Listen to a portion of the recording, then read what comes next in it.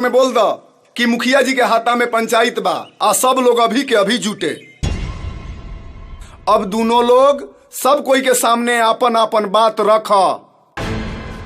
तूने ऐसा क्यों किया? मैंने क्या किया? तूने ऐसा क्यों किया? मैंने क्या किया यार? तूने नहीं किया था प्यार। मैंने कब किया प्यार? तूने नहीं किया था प्यार। अरे मैंने कब किया यार? मैंने कब किया यार? जान मेरी जान मन बचपन का प्यार मेरा भूल नहीं जाना रे। जैसा मेरा प्यार है जान तुझे किया है, बचपन का प्यार मेरा भूल नहीं जाना रे। बकवास बंद करो। करती थी वादे कभी 7 जन्म के, रहेंगे हम सिर्फ तेरे ही बनके। पल भर में सारा इज्जत नीलाम कर दिया, अजीब लगते हैं आज तेवर सनम के। अरे बेटा तनी होश में बोल, ना तो सब जोश ठंडा हो जाई। हमार बेटा बिल्कुल सही कहता और जौन कहता एकरा के कहे दो, नहीं तो हमरा से बुरा कोई ना होई। शांत रह लोग, दोनों लड़का लड़की के बोले दो, ओकरा बाद फैसला होई। प्यार तो मैं भी तुमसे बहुत करती थी, लेकिन अब नहीं, क्योंकि तूने मेरे प्यार को बदनाम किया है, भरी महफिल में सरेआम किया है।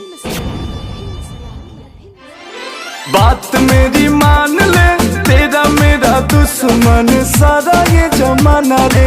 याद कर तू वो दिन रहती थी ना मेरे बिन, मर जाएगा तेरे बिन तेरा ये दीवाना रे। बचपन का प्यार मेरा भूल नहीं जाना रे। अगर तुम सच में मेरे से प्यार नहीं करती तो खा कसम और पूरे समाज के सामने सच्चाई बता। चाहती तो तू भी थी मुझे, अब डरती है जमाने से। बहुत दर्द होता है दिल में सच को छुपाने से। सोचा न था कभी होगा ऐसा मंजर प्यार का, अरे सोचा न था कभी होगा ऐसा मंजर प्यार का। क्या फायदा महफिल में खुद का तमाशा बनाने से।